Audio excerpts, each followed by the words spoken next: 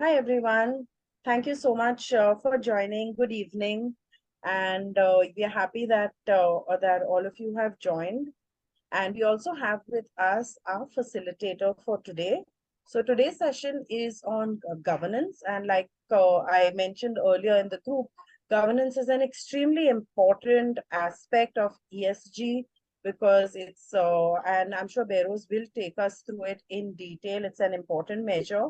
So today's session is guaranteed to be an interesting one and one where you learn a lot as well. So to begin, let me introduce our facilitator for today.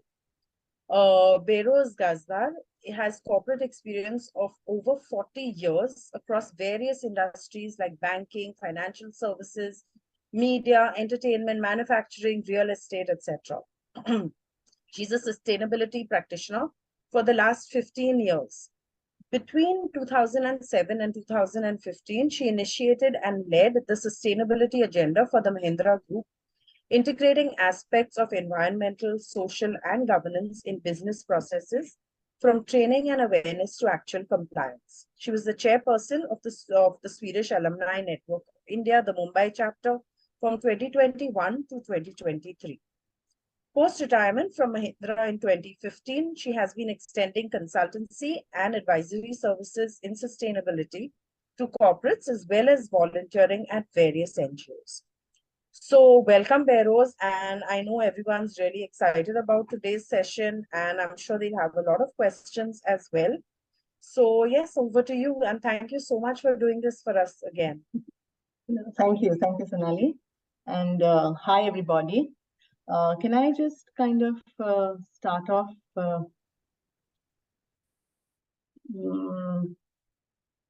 Okay, 1 minute. Could I just take the, share the screen and, just put things on? Yes, sure. You'll be able to share. If you just click on the upward arrow, the share screen button. Yeah. Okay.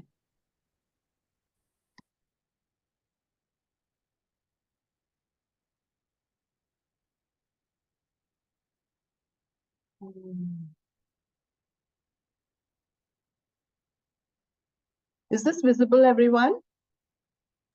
No, not yet. Mm-hmm.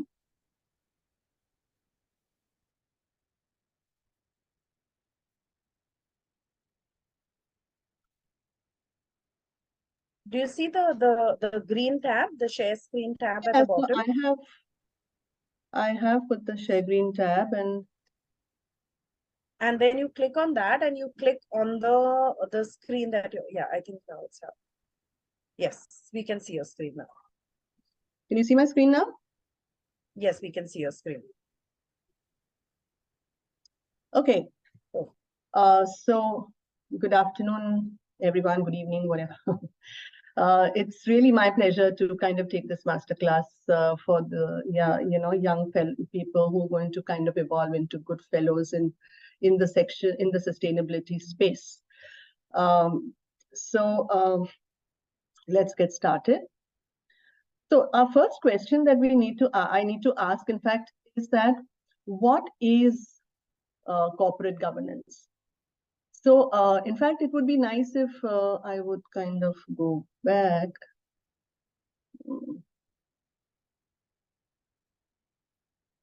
Anyway, sorry.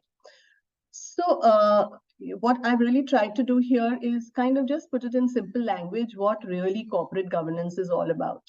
So it is a set of policies, processes, structures that impact the working of the organization to achieve maximum profits responsibly and thereby enhance brand value. Now, just give it a thought, guys. So yes, policies, processes, and structures can be there, which are kind of really look very sound and all that, but they could be there only on paper. Is also an experience that a lot of things that a lot of companies do or a lot of businesses do. But it's only when the policies, processes, and structures are such that would help you in maximizing your profits responsibly is important. So that is one thing that one has to see, and thereby enhance brand value. Because if your company is kind of, sound in its governance and sort of kosher in its,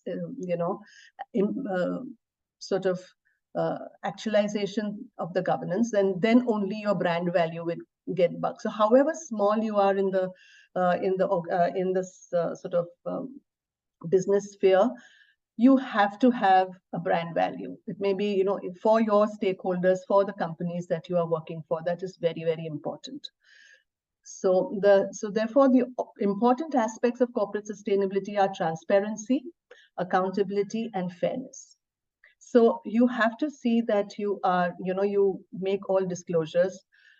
In fact, confidentiality earlier used to be a very important thing, where businesses used to always be very kind of, shy of sharing anything. But now transparency has become the buzzword of the day. Accountability, of course, whatever you do, you have to be accounted for, and you have to be fair in whatever we do, irrespective of who your stakeholders are, whether it's your employees, whether it's your partners, whether it's your competitors, even that, like there is, so you have to have a certain kind of a balance in your business approach. So in your case, guys, when you're just about to start, you may find this a little, why is it applicable to me? But then just give it a thought and always keep this on your radar screen, is my first suggestion to you. So if we have to understand how you're going to go do governance, or how you're going to do business in any case, you have to understand what the externalities are. You have to, in today's day and age where technology is very, very, drives everything in this world, there is a constant change in the external environment, and therefore you have to be prepared for it and all the time see how you are able to deal with it, so that you're not kind of left behind, or, in your process, in your projects. So what is the current business landscape? I'd like to share with you. And this is really something which everybody, some of them over here would be applicable to maybe larger corporates, but it is good because sometimes you might become a customer to or some service provider to a large organization. In which case, if you are also, which is following sustainability practices, and at that point in time, if you are also aware and ready for it, you would be in a better position. So firstly, nothing in this world, is constant. Everything just keeps shifting. The realities keep changing all the time. Whether it is energy, food, water security, natural resources, demographic shifts, climate change, changing stakeholder expectations, and influence of technology in the seamless world. Today, we live really without any boundaries, actually, where at least business is concerned. So these are constant shifts which we don't, so you have to at least know what are the ones which are going to affect your business or your approach, and how can you preempt certain problems that you might face. Now, I again repeat that maybe at this point in time, all these issues may not be relevant to you, but it's nice to keep it on your radar screen. What are the emerging trends? So because of this constant shifts, the regulators and the governments and the financiers are kind of naturally on their edge, and they go on enhancing their expectations. So one is the extended producer responsibility. You're responsible for whatever you give the company as a product, or whatever product you manufacture, from design to end of life. Earlier, it was, if it's out of your factory gates or out of your, once you sold it, it's all very well. But now, not anymore. So, for example, in Europe, you can't sell a vehicle unless you have a plan for end of life. How are you going to dispose of the vehicle? Things like that. I'm sure some of it you would be knowing of as well. Life cycle assessment or circular economy. International commitments like SDGs, Sustainable Development Goals. I hope you guys know about it. We'll talk about it later. And changing business models. So basically, we have things like, especially like life cycle and circular economy is now very, very sort of, a done thing. Everybody wants to, you need, if there is an end of life, what should I say, if you're responsible for the end of life of your product, then what will you do with that junk? You have to put it into use for something else. So this is what circular economy is all about. So what are the challenges? Obviously, you would have realized that sustainable business growth would be a biggest challenge, because if every day everything is changing, or if things are changing at a very fast pace, obviously there's going to be a challenge. Preparedness for disruptive changes, resilience, ability to make voluntary disclosures. Now, again, voluntary disclosures is it's like an emerging trend as well, where earlier you only had to report on financial profits. Now you have to disclose about your non-financial performance as well. And that is why we have ESG, environmental social governance.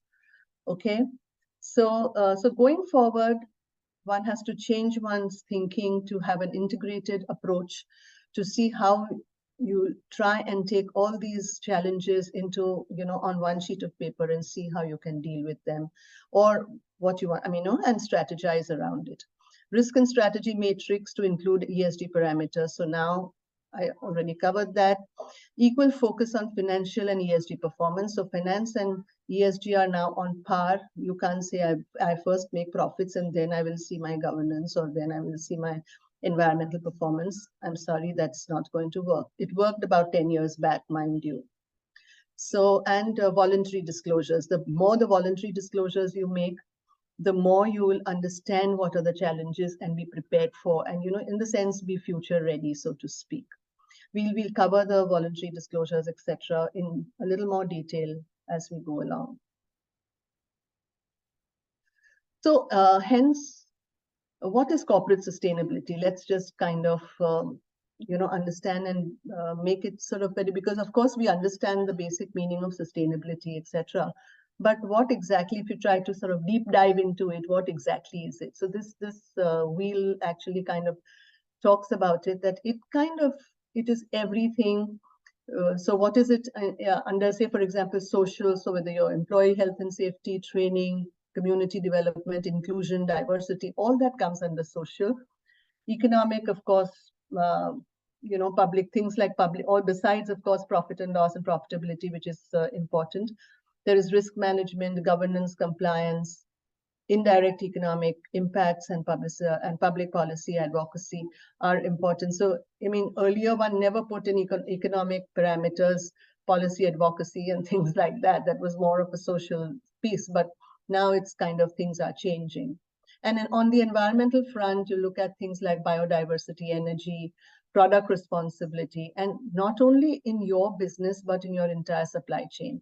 And this is one of the biggest challenges that companies are facing today.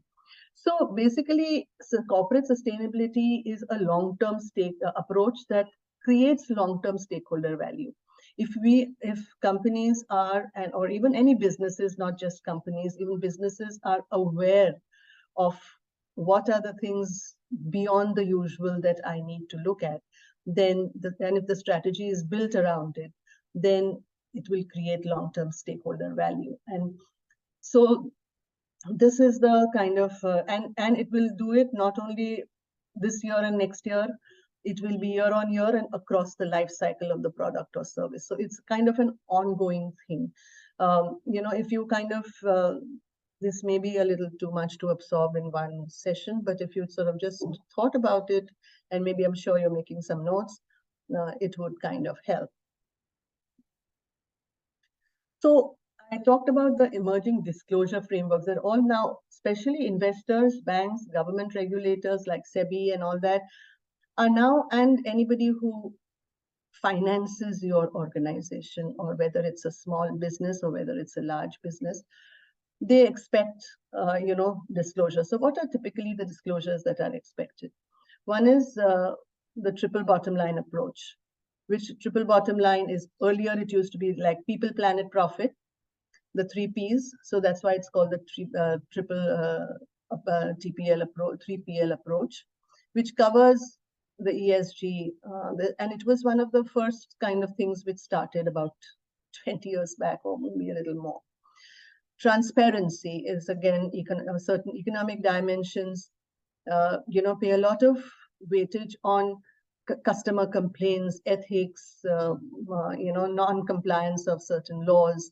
And one has to, and even if you've made today, even if you've made a mistake or by non-compliance and non-compliant to your certain aspects, you are supposed to be transparently talk about it and say, I'm sorry, we've done this, but so then next year you see that you don't repeat it. Otherwise, of course, God help you.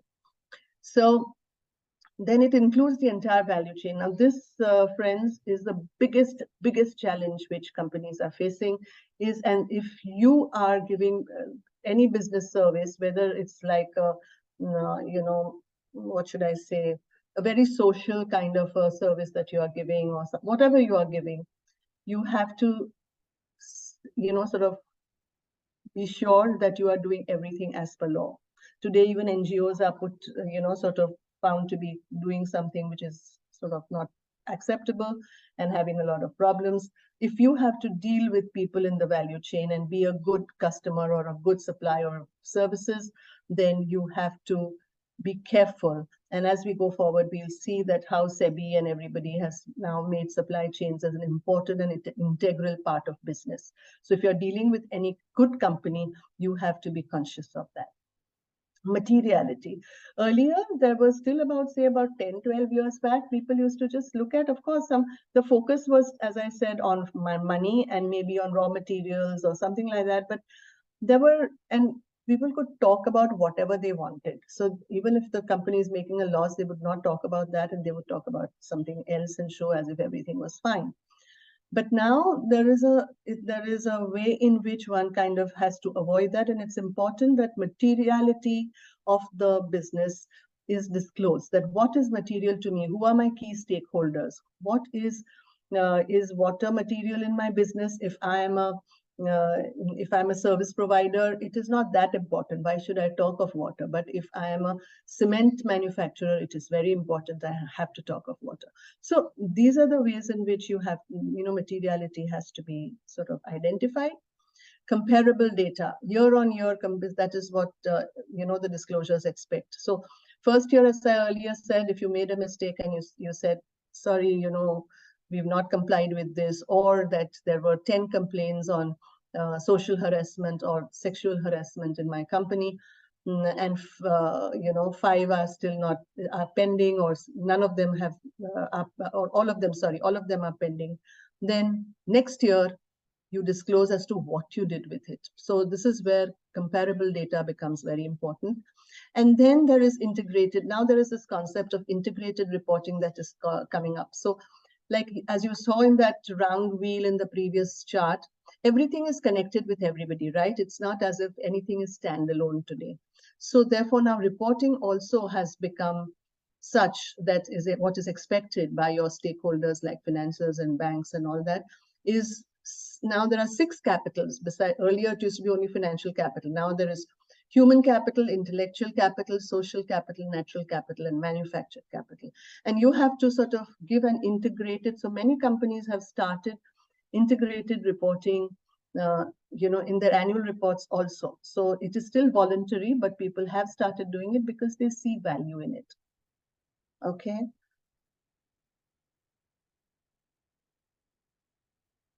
Now, these are voluntary disclosure initiatives.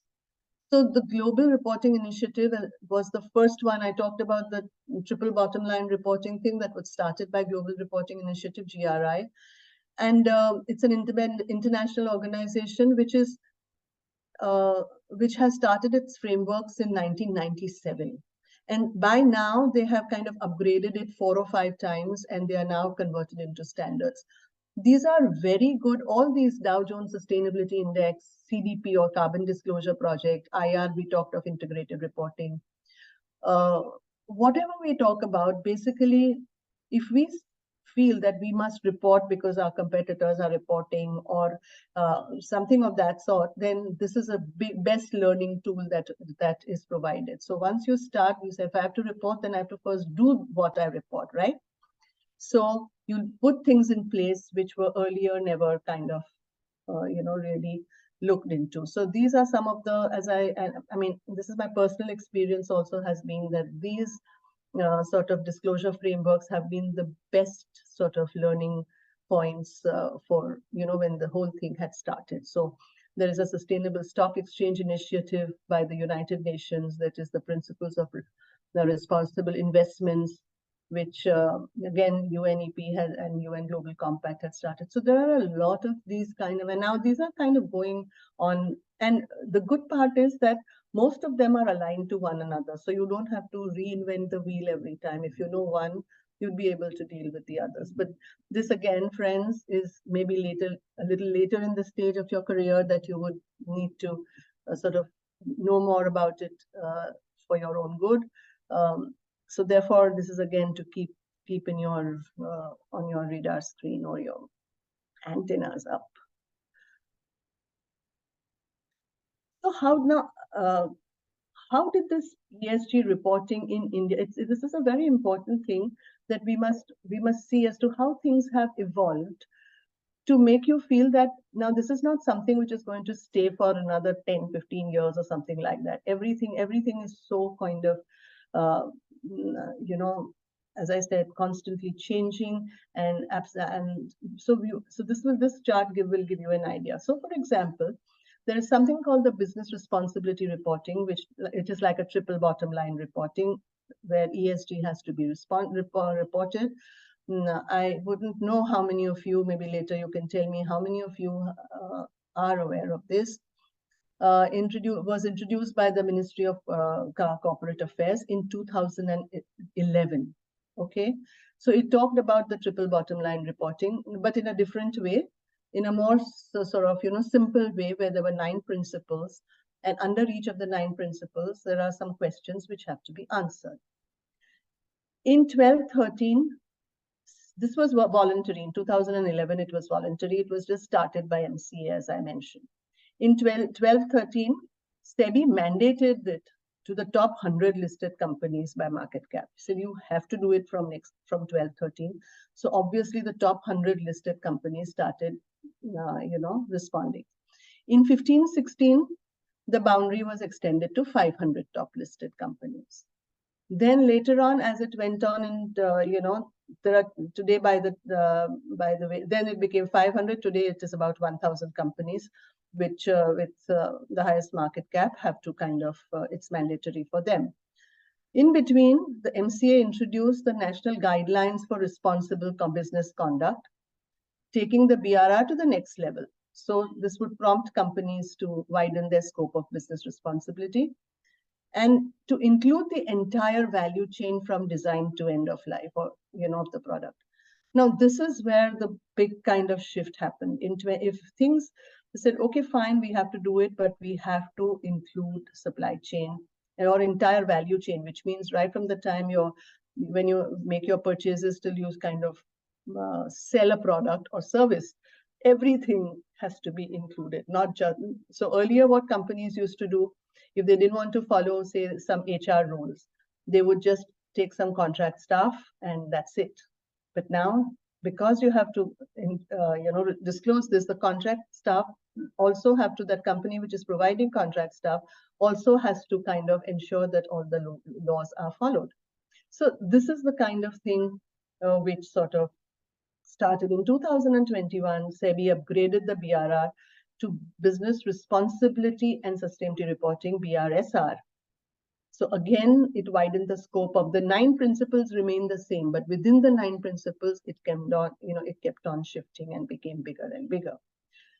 The BRSR is mandatory and further extended boundary to, as I mentioned earlier, from top 500 to top 1,000 companies by market cap. So I hope this gives, and this is not the end, friends, but I hope this gives an idea as to how things are changing, and it's changing pretty sort of intensely.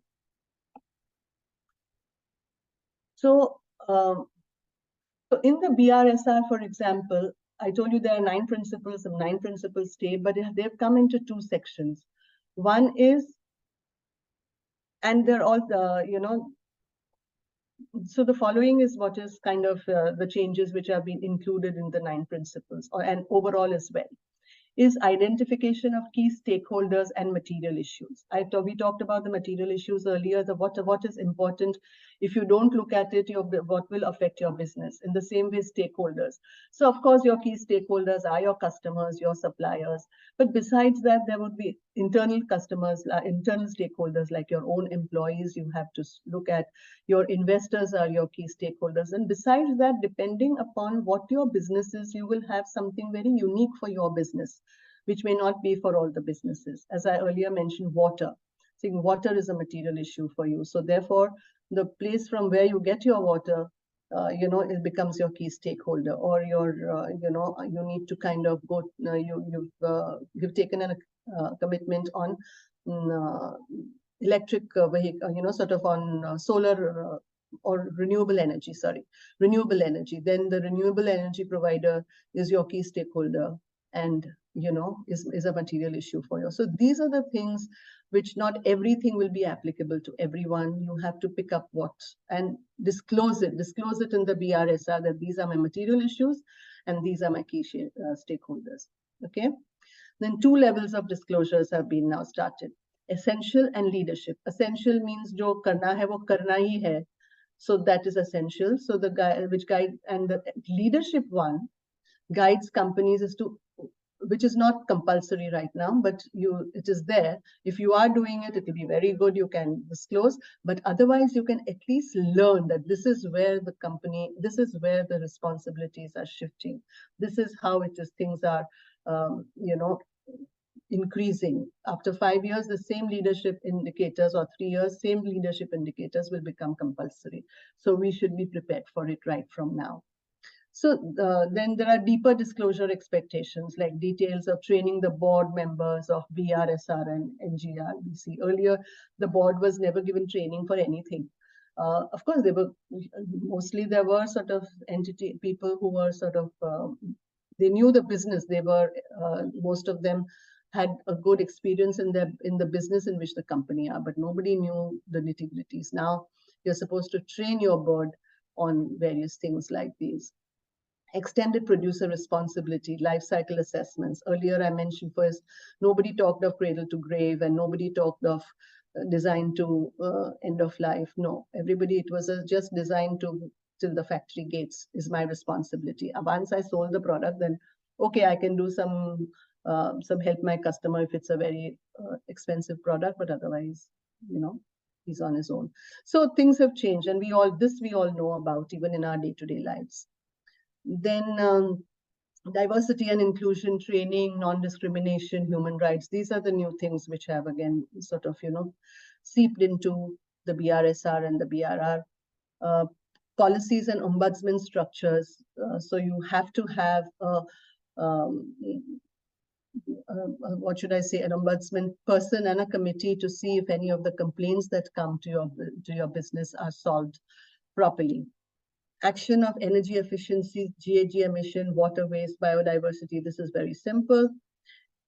Simple to understand. Engaging with industry bodies for responsible influence of public and regulatory policies. So you are now supposed to say tie up with somebody like CII or BCCI or something like that, so that you can engage your industrial bodies, and therefore as an industry you must play like a team. So you may be like, for example, cement industry. All the cement companies come together and have their own, what should I say, council or committee where they come and exchange their values and their problems, etc. Earlier, and they compete in the marketplace, they are competitors. But now this is what is started, which is a very good and a positive thing. Social responsibilities undertaken for with proper need assessment and impact assessment. Social responsibility, whenever earlier companies did any kind of social work, like say the blood donation drive, they would just take people to the blood, but never find out why they are doing blood donation. Do people in that locality even need any blood? What do they do with it? So people used to just do it as a tick in the box thing. Now you have to do a proper need assessment as to what is the need of doing this social thing, and how did it impact the community, or how did you impact the recipients of that, goodwill. So this is another thing in which things are changing and have changed to a great extent. So this is not the end. What I'm trying to say is that now already the SEBI has come out with something from 2024, 23, 24 onwards. So I thought I'd just kind of give you a quick, sort of idea of this. So BRSR core has been introduced, whereby with revised key performance values to be operated from 23-24 for the top 150 listed companies.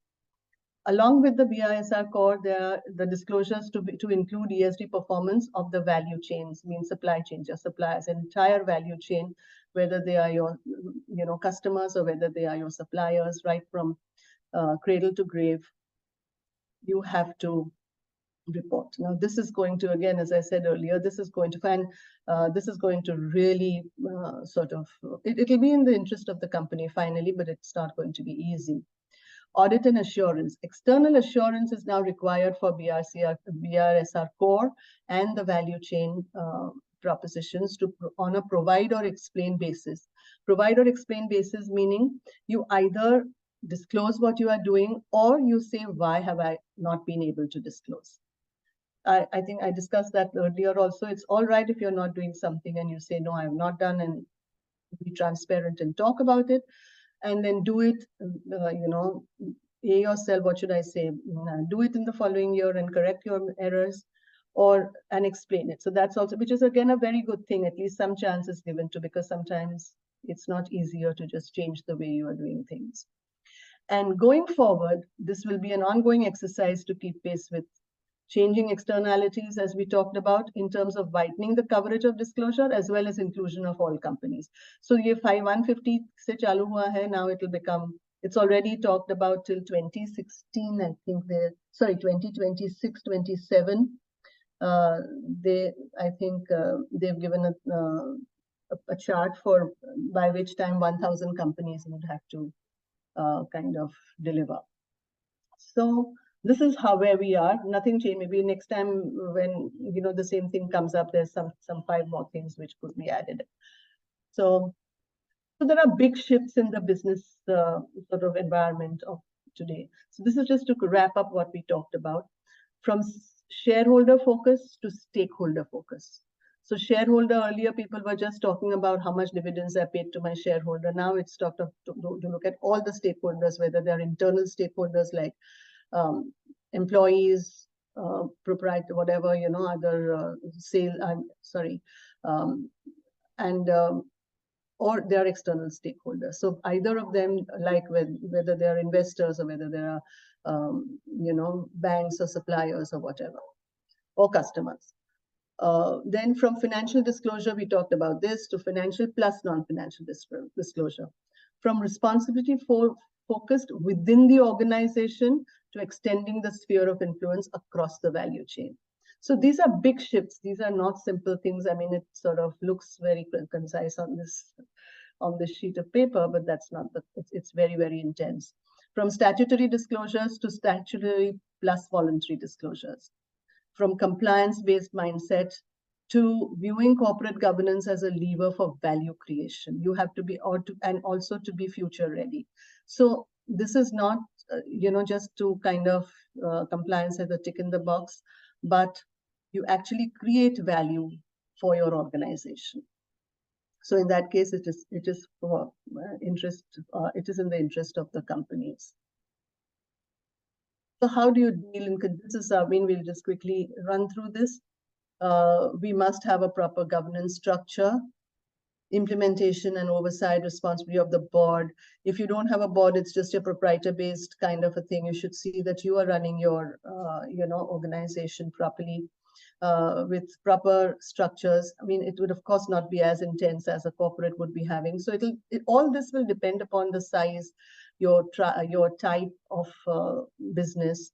What are you who are you dealing with, etc. So that you'd have to use. But then this is nice to have at the back of your mind that this is have policies wherever necessary, because there are these, nomenclatures like prevention, detection, and remediation structure. So you prevent any wrong things to happen. You have a system where you detect it fast and you remediate it. So so these kind of structures a lot of companies use. Now, it's nice to know about it and put it into play whenever it becomes relevant.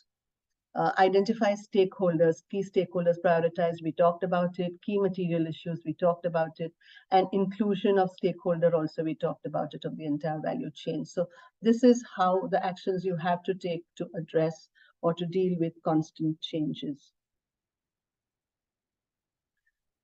So,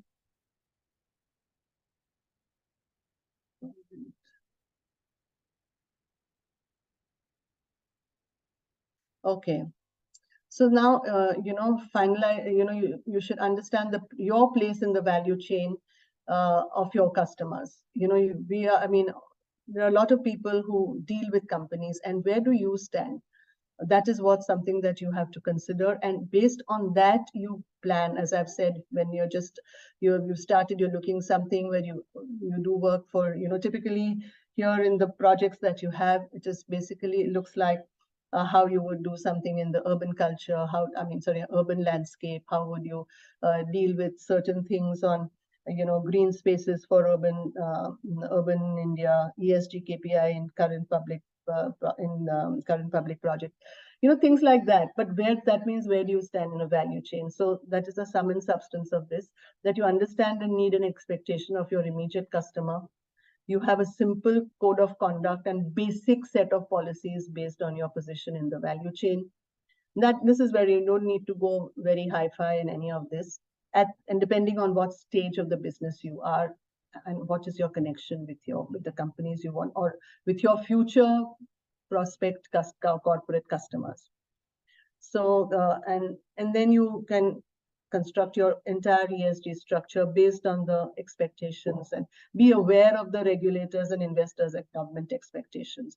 So the idea really is that the time has come when things are, you try and be future ready. So I think this is a duplication. I think we just covered this, right? So coming to the end, we just, at the end of the day, whatever we do, we have to have a business case for the same. Because what would you do if you have to really create value? So one is, how does it help in risk management? So you anticipate and prepare for external emerging changes, and you adopt a life cycle approach, etc. Then you have access to capital. So once you have today this has become very, very important, that whenever people want to kind of invest, any big investors, corporate investors, or any investor would want to see what is your value creation and what is your, brand equity, etc., which, as we said, comes out of this. And so this is, again, a very good kind of way of, this is big advantage. Thirdly, innovation. It prompts collaboration with different stakeholders. Like, a lot of people collaborate with educational institutions, say, for example, or their own competitors, but collaboration is, and then you come up with an innovation which is good for everybody. So there are some brilliant examples also where companies have come together and done this. Eco-efficiency is obviously, this has no direct correlation with cost saving, but it has a direct correlation with cost selling. And therefore, for example, you start right from the beginning in your organization, that you'll see that your electricity is not wasted, or you use renewable energy, or water saving things, where that would be a direct saving on your costs. Employees today, people like you, you understand what the sustainability is. How can we, so they would want to, and you would want to join a company which is sustainable and which is kind of responsible. Reputation and trust and social license to operate. So as we mentioned earlier, if you show that you are committed to sustainability, and as you saw, BRSR, sustainability and responsibility go hand in hand. So we have to show responsibility, and then you will have a social license to operate. You can and you'll have reputation and trust, and that will be your great value creation. So with this,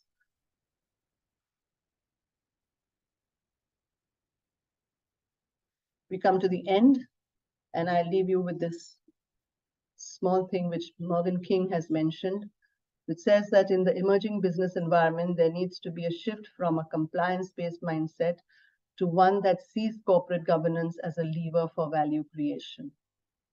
Okay, so with this, we come to the end of the, and I'd be happy to take any questions. Thanks, Feroz. Thank you so much. No, That was definitely interesting. We actually had one question in the chat a while ago. So, Neil, maybe you want to, ask that question and you can give some context to it since, this went by a while ago. This part of the content was a while ago. So maybe you can give some context and ask your question now. Okay, just 1 second. How do I, this talks of something called new share, Saloni. How do I get this out of my screen, my presentation? Your presentation was. You just click stop sharing. Stop sharing. Yeah. Stop sharing? Yes. No. Didn't happen? No, doesn't happen. 1 second, let me try and stop it. Okay, I'm going to stop your share. Yeah. Oh, thank you. Thank you very much. Yeah. Hmm. Okay, so Neil has put, he can't talk right now because he's traveling, but he says he could not understand how the policies would change if the product is expensive. I didn't understand. Policies have changed if the product is expensive. Neil, you want to type it and put down your question in the chat? What is the context to this question?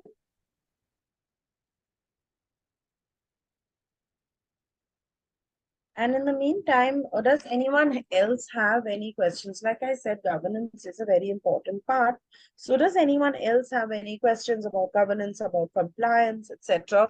Now would be a good time to ask. And Neil, if you can hear me, put your question. I realize you're in a bus, so you can't speak, but maybe put your question in the chat.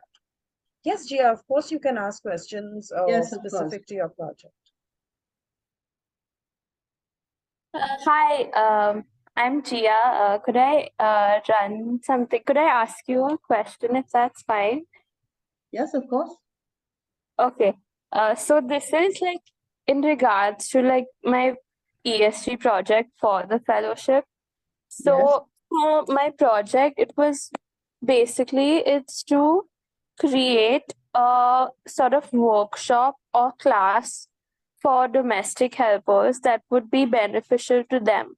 And this I'll find out, of course, after like right now, what I'm doing is working on a questionnaire to ask them what they feel like their needs are before I assume anything.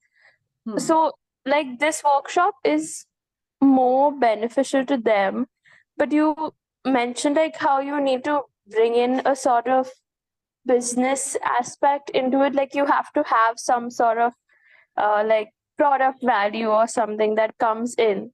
Yes. So when like you're conducting something like this, is it possible to bring that aspect in as well? So your project you're saying is to create a class for domestic help to do what? So for improving their incomes or something like that to help Yes, them? something that would benefit them, so that I need to ask them what they feel like it would be most beneficial, whether it's they're working on their English language skills or maybe something like learning more about Or how there to could also be some what should I say, some abilities like learning new things whereby you can earn more income, because yes, like starting a small business at home if that's possible, for something like that. Right. So what is your question? Like when you're doing these kind of like programs which I guess don't really generate any money. Is there like any way to generate money? I don't know how to frame this exactly. Yeah, so basically, I would say that you should first do some kind of a need assessment, as I mentioned earlier. Yeah, so that's my first step right now is to so you do have to do a need assessment. Look at what is the profile of your cohort. Would you have some totally different types of people, or would you do, for example, I'll give you an example of a sort of a similar CSR activity which was done a few years back by L&T Finance, and along with another NGO, I forget which, I don't remember which, but then whereby they were, looking at women's empowerment in rural areas and there was a lot of, things that were done, but through digital, this, so they had to teach them computers and provide computers. So funding you will need, because you will have to empower them, or you will have to give them certain support to get started, because if they are domestic helps, then by just learning how to speak in English is not good. It will help, but it's not going to kind of be the end of all. Right. So it's important that in fact, you will yourself, this is one thing which, because I was, part of that project, I was mentoring one lady from some place near Hyderabad, no, in Maharashtra only. And her first thing was, Madam, humko English seekhna hai. I mean, it's not so easy to just say, I want to learn English, but then that is their need. So basically, because people will respect, I mean, it's also a thing that people respect them if they can, that's so that is the thing which happens. So you'd have to do some proper need assessment and find maybe make a project of, how many people you can take and all that. And then, maybe you'll have to, but money would be important. You'll have to need some money to get started. You can look at the CSR project on the website done by L&T Finance, honestly. Okay, I'll do that. Yeah, it was really very, very good. And we had identified 7 ladies in that locality. And the final presentations that they gave was really, really good. What's the name of the company? L&T Finance. L&T, okay. And it was a CSR initiative. Sorry, it was a CSR initiative, yes. Okay. It'll Do you definitely know what year it was in? About 2-3 years back. Okay. It was not so much far back, because I had, so they required mentors from Mumbai who can speak, one-on-one, train them, so that was, and depending on each one's requirement and all that. And they all started their own shops. The lady I was working with started a shop for photocopying and doing Aadhaar cards and, sort of things like that. And, work with schools for projects and things like that. Okay. So I'll look it up. Thank you so much. Welcome. Beros, if I may add something. Sure. Yeah. Jia, I can share one of my experience. I think it must be around 20 years back. So I had created a proposal and which was executed by an NGO in Mumbai, South Mumbai, called Family Service Center, where we wrote the entire proposal in such a way which we got foreign funding. This was for a project similar what you're saying for the domestic workers. So the NGO were working with domestic workers, so created an entire training module. We understood the kind of work they were doing. So, so giving upskilling their current work also would mean increased income for them. And, so how to operate a dishwasher, how to operate a microwave, how to clean these equipments. So different aspects, which will again their ongoing jobs itself.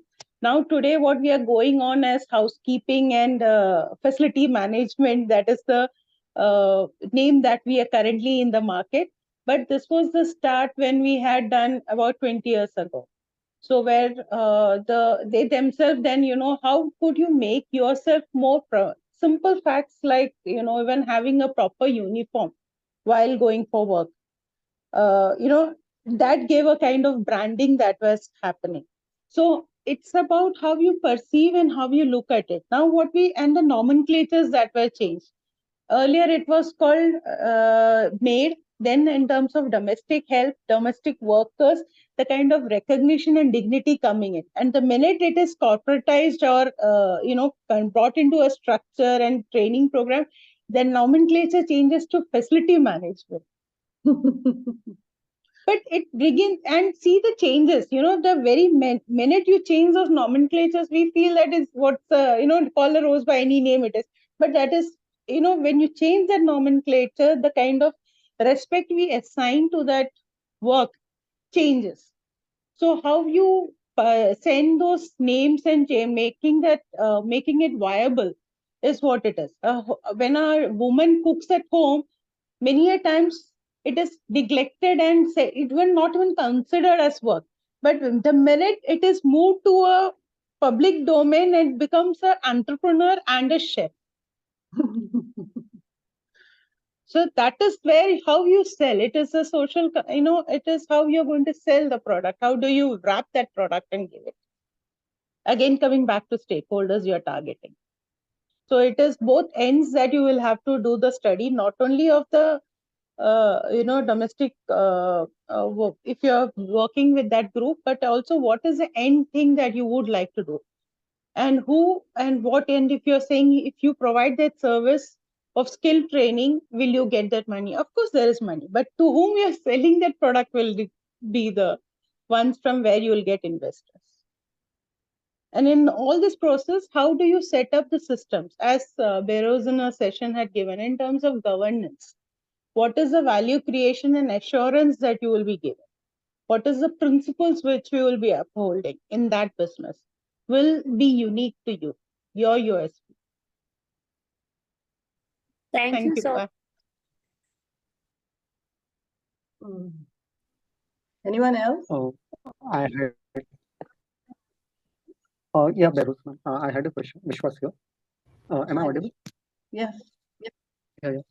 So, ma'am, I had a query. Like, generally, if a company has a good governance, it is considered that the organization would be doing good, or it is the strength of the organization is good. So, if in general I have to ask you that, what are the main KPIs which I should consider to assess if the organization's governance is good?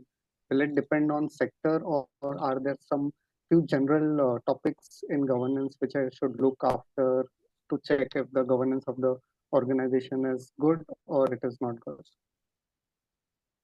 So you are talking in terms of, if you go to say for an audit or an assurance, and what would you say? I didn't understand the question.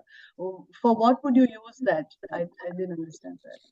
Generally, like not for audit or assurance, but in general, if we have to check if the organization is good or not, be it for sake of if I'm creating any proposal for them, or if I'm just checking if that organization is doing good, or if I'll be working for an organization.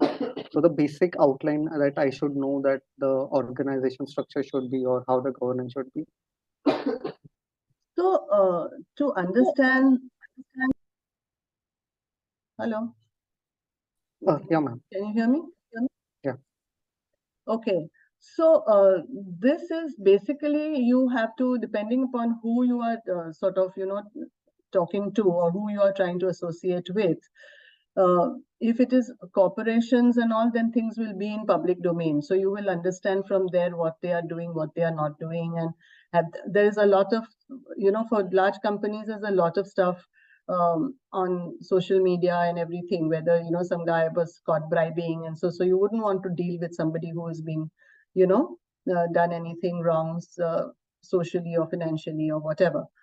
But otherwise, it would really depend upon what exactly is your service or product to that company, to be able to see when you go to see when you go to see whether you want to connect with them. It's a difficult question. You'll have to see the type of the company, how where it is coming, and what exactly would you be looking at. So This is a tough one. Because if they are not disclosing, at least if they are disclosing, you know that it is in public domain. But otherwise, you would have to, once you can't sort of have a checkbox and say, I'll only work for you. You'll have to.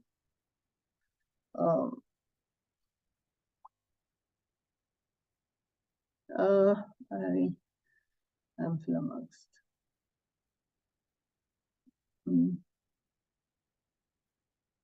You'll have to.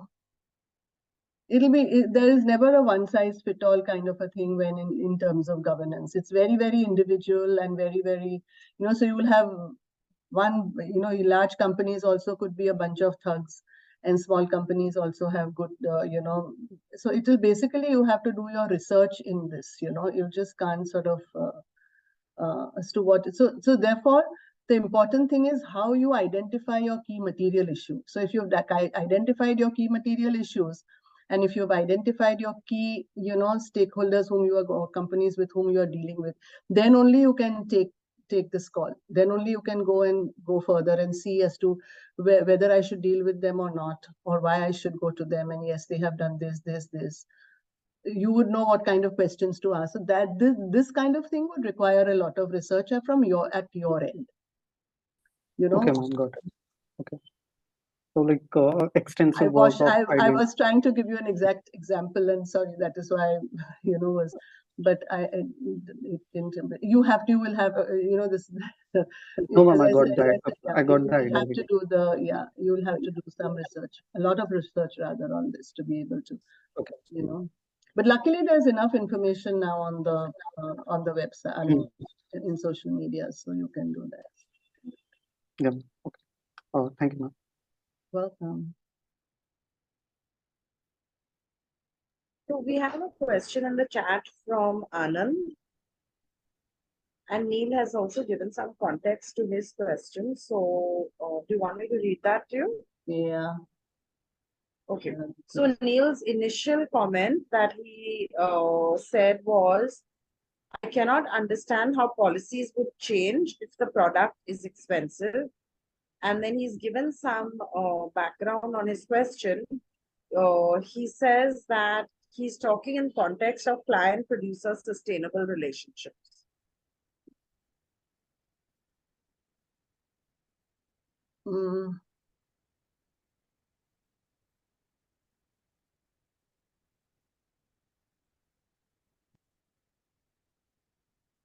One second, huh?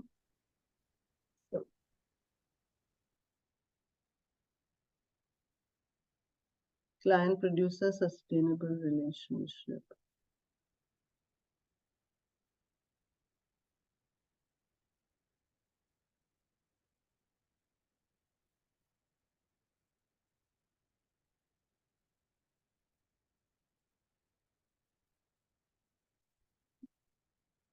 When did he, I mean, I can't find this on the chat. You're chatting. Maybe we can go on to the next question. Yeah, please. I'm Okay. sorry. He says he'll watch the recording and then get back if he has any. Yeah, I think that would be better. I don't mind Yeah. even offline speaking to him. Right. Okay. So Anand has asked a question. He says, I believe transparency will cause for more compliance and disclosures, but reporting finally comes down to numbers. In my workplace, I see every day how numbers are comfortably manipulated. Especially now, we are hearing a lot about greenwashing. A few days back, Deutsche Bank was fined. For SNG, could you please list some examples of disclosures? How do we put an end to the practice of number manipulation? There is no end to it. This, this is something which happens all the time. Like, for example, today now, of late, you're looking at all the horrible things that the medical profession and the pharma industry has been doing, and how large companies like even Glaxos and all have been taken to court and stuff like that. So this is there will always be some kind of a nexus between, say, even politicians and the people on the ground and the corporates and the, so how do you, so that is the, so the question is that if such a thing is that you don't deal with those people, that is the thing. So it's it's not, it's very difficult, but at the same time, you also see some good cases which you sort of, where people want to deal with certain companies, which, because they would be quite kosher, and there is not, but otherwise, that is something that is difficult to kind of look at, because this is something that it'll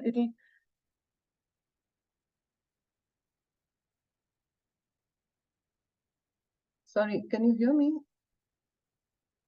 Yes, we can hear you. Okay. So I don't know, I'm sorry, but I don't have an answer for that. It's how things are in the world, and how are you going to, like, for example, this same pharma company, there was a doctor who was saying that how the pharmaceutical companies make drugs which actually kill people. Now it's very difficult to kind of say that, I mean, what would you do with people like that? You're already dealing with them, then you have to take a call. If you want to next time go some, sort of, or next time if you have to go for that, this kind of a thing, then you, you keep your guard and see what you have to look at. So this is something not like a daily kind of a thing, a day-to-day issue. Difficult one, this one is.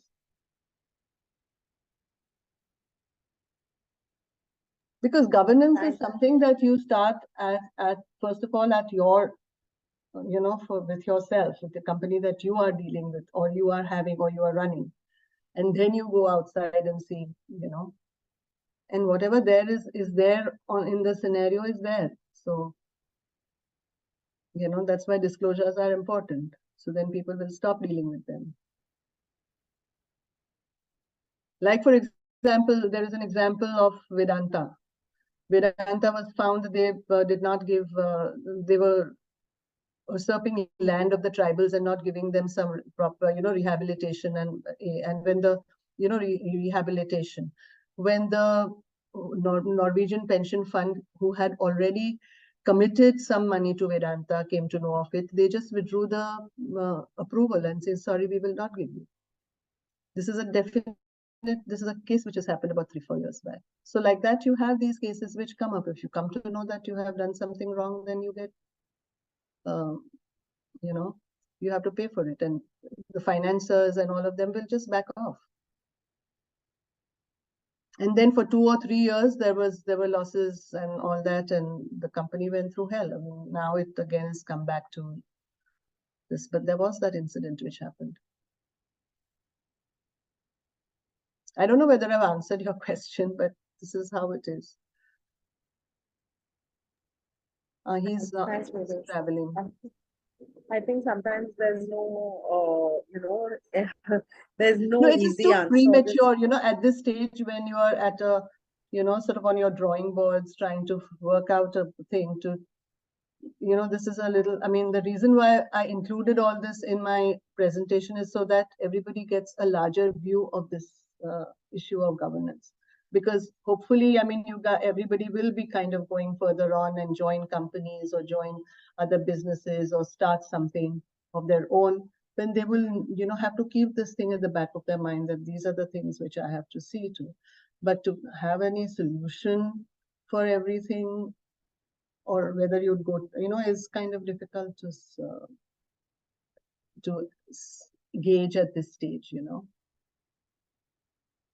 I remember a quote given by one of the senior persons in my earlier stages of my career. In fact, it was one of my first jobs working, and that time I was in NGO. So one of a senior person. At that time, I couldn't understand the wisdom of what she told, but as I started working and gained experience, I started respecting the quote she said. She said sometimes it's not choosing between good, better, best. Sometimes it is choosing between bad, worse, and worst.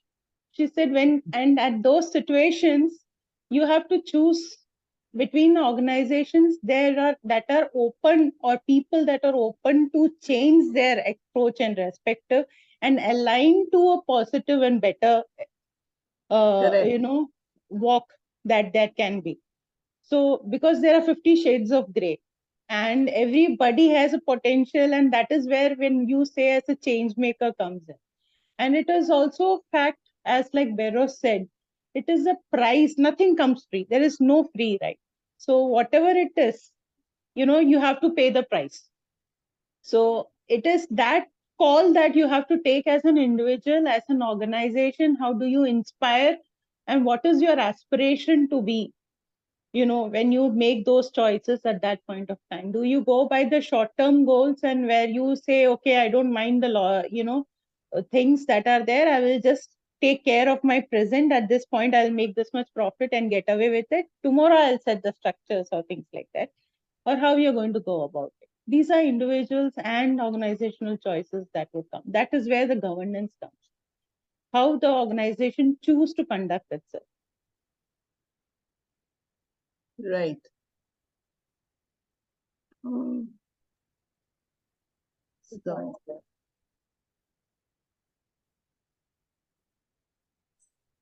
So, does anyone else have any questions for Beros? And I'm sure if you think of something later, for example, Neil, once you go through your recording, if you have any questions, you can email them or message me, and we'll be happy to kind of pass them on or connect. yeah, sure. So if we have no more questions to ask, Beros, would you or Merin like to say anything in conclusion, and then we can end the session?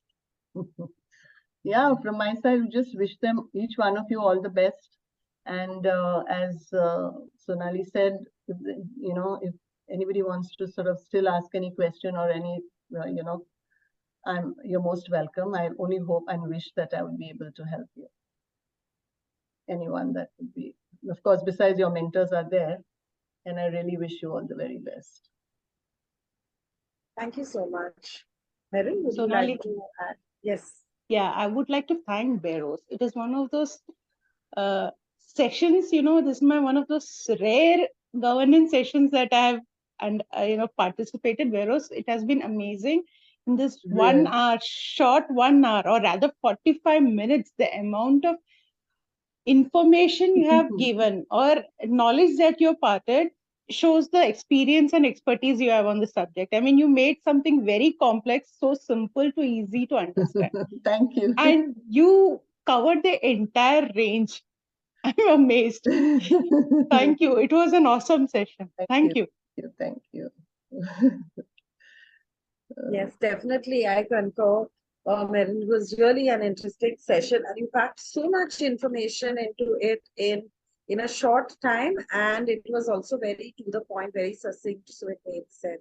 I'm sure it made sense to everyone else as well. Yeah, and it was very interesting. As I would say, the kiddos liked it. I'm sure they do. Please give us a thumbs up. Let us know that you liked the session. And of course, if you have any questions, please ask at any time. Thank you so much, Beros. Thank you for doing this for us, as always, for putting aside the time to do this. We really appreciate it. Thank you. Thank you. And